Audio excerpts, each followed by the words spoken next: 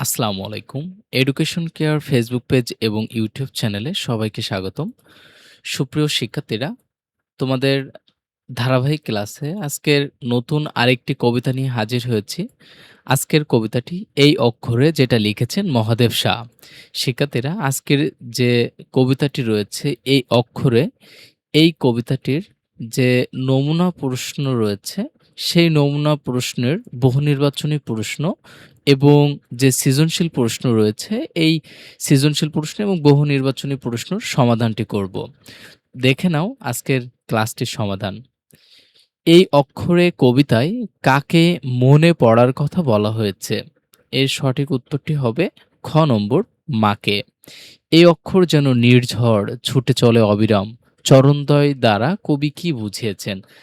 এটার সঠিক অ্যান্সারটি হবে ১, ২ ও ৩, অর্থাৎ ঘ নম্বরটি। মাতৃভাষা আমরা অতীত ইতিহাসে জানি, বর্তমানকে আমরা মাতৃভাষায় বুঝতে পারি। আমরা ভবিষ্যতের স্বপ্নও আ বুনে বুনি মাতৃভাষায়। শিক্ষার্থীরা, আমাদের এখানে একটা কবিতা দেওয়া হয়েছে। এটা পড়ে ৩ ও ৪ নম্বর প্রশ্ন উত্তর লিখতে হবে। এখানে ১ নম্বর প্রশ্নটি বলা হয়েছে, বাংলার গল্প বাংলায় গীত, শুনিলে এই চিত্ত সদা বিমোহিত। সুখে দুঃখে তারা এসে মোর পাশে, তোষে সদা মোরে মধুর সম্ভাষে। ১ নম্বর কবিতা অংশ এই অক্ষরে কবিতায় কোন দিকটি প্রকাশ পেয়েছে? এটার সঠিক অ্যান্সারটি হবে ক নম্বর, ভাষাপ্রীতি। আমাদের ২ নম্বর যে প্রশ্নটি দেওয়া হয়েছে, ২ নং কবিতা অংশের বক্তব্য নিচের যে চরণে প্রকাশ পেয়েছে। এটার সঠিক অ্যান্সারটি হবে ক নম্বর। আ এই অক্ষরে ডাকনাম আ ধরে ডাক দেয় বুঝি কেউ, এই অক্ষরে আত্মীয় পর সকলেরই কাছে টানে। শিক্ষার্থীরা, এখন আমরা সৃজনশীল প্রশ্নটির অ্যান্সার লিখব। আমরা আর তাই তো কখনো আমি পড়তে দেইনি ধুলো, এই কালো একার আকারে। তারা যেন ক্ষেতের সোনালি পাকা ধান, থোকা থোকা পড়ে থাকা জয়ী। তোমার কাছে জয় করেছি একটি যুদ্ধ, একটি দেশের স্বাধীনতা। আমাদের ক নম্বর প্রশ্নটি বলা হয়েছে, এই অক্ষরে কবিতায় কঠিন পাথরে কি লেখা আছে? এটার সঠিক অ্যান্সারটি হবে কঠিন পাথরে শিলালিপি লেখা হয়। কঠিন পাথরে শিলালিপি লেখা হয়। আমাদের যে ২ নম্বর প্রশ্নটি বলা হয়েছে, এই অক্ষরে মাকে মনে পড়ে বলতে কবি কি বুঝিয়েছেন ব্যাখ্যা করো। উত্তরটি দেখে নাও। মায়ের কাছ থেকে আমরা ১ম কথা বলতে শিখি, আর সেই ভাষাটা মায়ের মুখেরই ভাষা। বাংলা আমাদের মাতৃভাষা, অর্থাৎ মায়ের মুখে শেখা ভাষা। আমরা এই ভাষায় ১ম পড়তে ও লিখতে শিখি। তাই বাংলা পড়তে গেলে আমাদের মায়ের কথা মনে পড়ে। মায়ের স্নেহময় মুখ চোখে ভেসে ওঠে। আলোচ্য চরণে কবি এ কথাই বলেছেন। আমাদের গ নম্বর প্রশ্নটি বলা হয়েছে, উদ্দীপকে তারা এই অক্ষরে কবিতায় কিসের সাথে তুলনীয় ব্যাখ্যা করো। গ নম্বর উত্তরটি দেখে নাও। উদ্দীপকে তারা এই অক্ষরে কবিতার অক্ষরের সাথে তুলনীয়। বাংলা অক্ষর বাঙালির মনকে আনন্দে ভরিয়ে দেয় এবং তাকে স্বপ্নমুখী করে তোলে।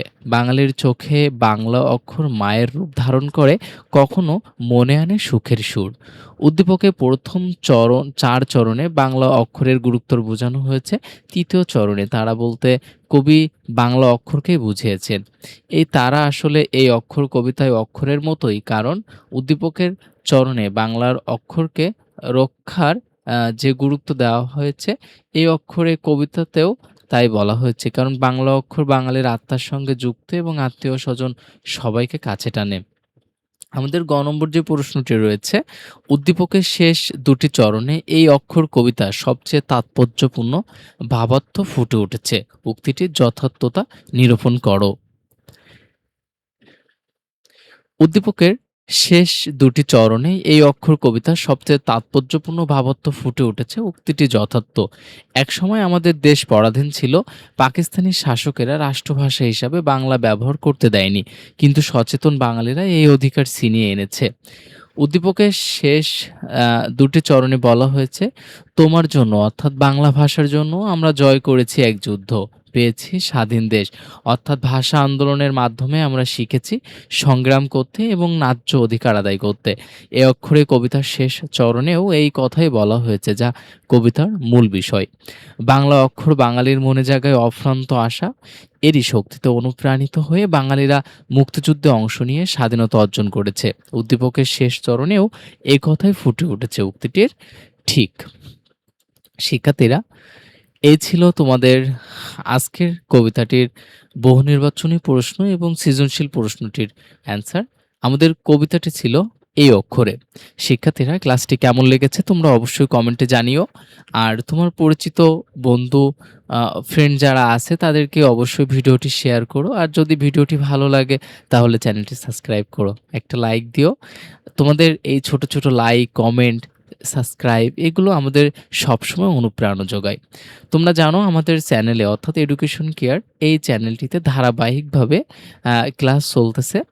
এখানে চ্যানেলের মধ্যে ঢুকে তোমরা যে প্লে লিস্টটা আছে, প্লে লিস্টটা ওপেন করলেই দেখতে পাবে তোমাদের ধারাবাহিকভাবে সব সব সাবজেক্টের ক্লাস চলতেছে।